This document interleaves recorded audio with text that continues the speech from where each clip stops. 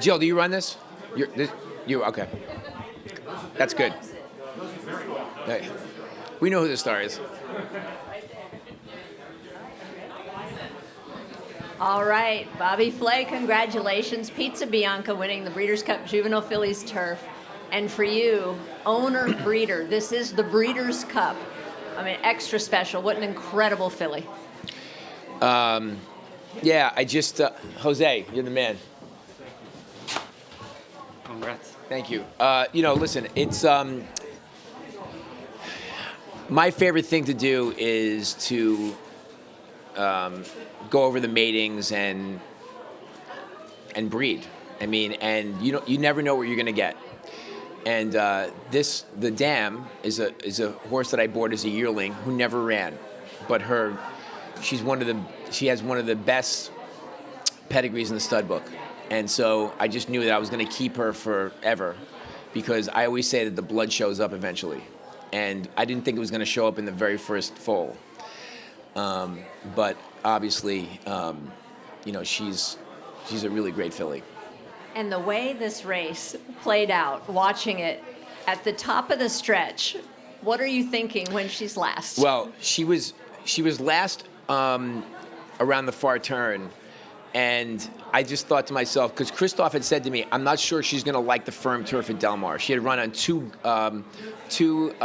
her first her only two races, there was a little cut in the ground. And he said to me, I think she really likes a little cut in the ground. I'm not sure she's going to like the Del Mar firm grass. And I was like, well, she hasn't run on firm grass yet, so we're going to try it. And I thought at the top of the stretch, she didn't like the firm grass. He was right. And then all of a sudden, this guy decides to get into the race.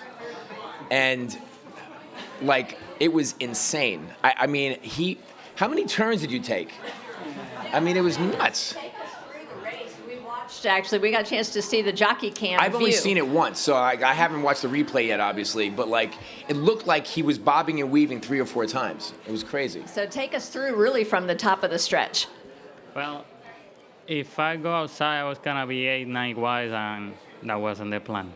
The only instruction they gave me was to save ground, and I stick to it. And when we hit the 316 poach, she gave me a beautiful turn of foot. I knew I had a shot to win the race, and at that point, passing the 8 pole, I knew I was gonna go between those two horses, because the turn of foot that she gave me, I knew I was going to blue by them. I was going to split them easy. Yeah, it was just incredible to watch, but it seemed like everything kind of went the right way for you coming down the stretch as well. Horses sort of came off at the right time. It's part of the game, be lucky. And Bobby, Christoph not here, Clement, trainer.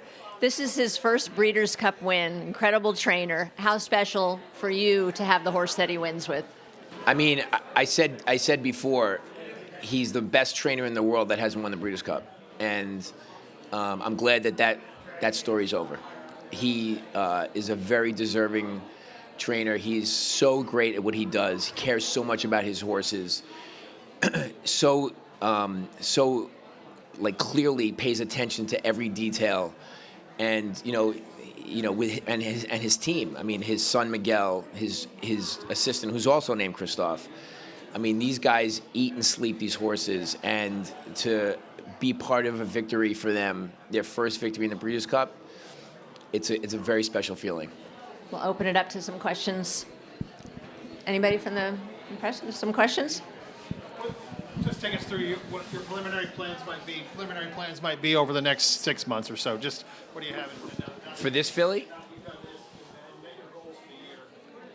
For this filly, I have no idea. I mean, I'm not the trainer, and I let Christoph make 90% of the decisions. but listen, I'm a dreamer, and I think that these horses, when they're really good, they can take you on great adventures all over the world. So maybe Ascot. Yeah, I've run it. I won this race 11 years ago with More Than Real, and we took her to Ascot. She ran second to last, but we had the greatest time of our lives. And that's the great thing about this sport, it doesn't matter if you win or lose. If you participate, you're going to enjoy yourself. And it's really even way better when you win. But it doesn't happen often, especially in amazing races like this.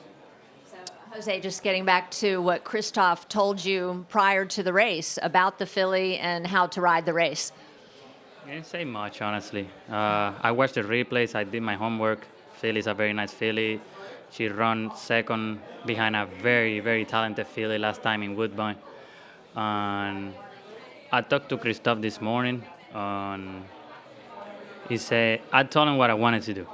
I said, Christoph, I want to break good, save ground, use her a little bit out of the one hole, and take some sort of position. He said, I'm agree with you 100%. That's what I want to do also. I think it didn't work out like I wanted. I planned to be a little bit closer to the pace, but she was very comfortable where she was. So, Question?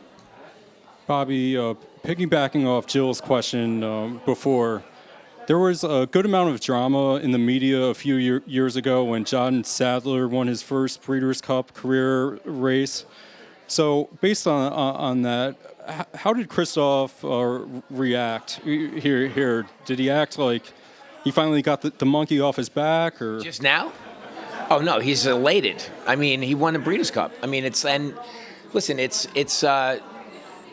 no one wins this race and doesn't feel absolutely elated. I mean, and his wife is here, and his whole team is here, and so no, he was absolutely thrilled. He's a very cool customer. It's part of the it's part of who he is. But like, he really showed a lot of emotion, and it was really nice to see. I think what says so much about Christoph is that he wins his first Breeders' Cup, but he's thinking his next race he's got a horse running in the 10th race, and that's where he is. Yeah, and like this guy needs to change his uniform too. I mean, it's like it never ends for these guys. It's crazy. And quickly before we let you go for the toast, how did she get her name? We know you're a top chef. Explain her name. I always think about food names, of course, when I'm naming horses, but her mom's name is White Hot, and white in Italian is Bianca, and I was like, okay, I like Pizza Bianca. It's basically a white pizza, and I'm obsessed with Italy, and so, that's really it. there's no magic to it. Well, congratulations again, Bobby Flay, Jose Ortiz, Thank and you. Christoph Clement. Thanks.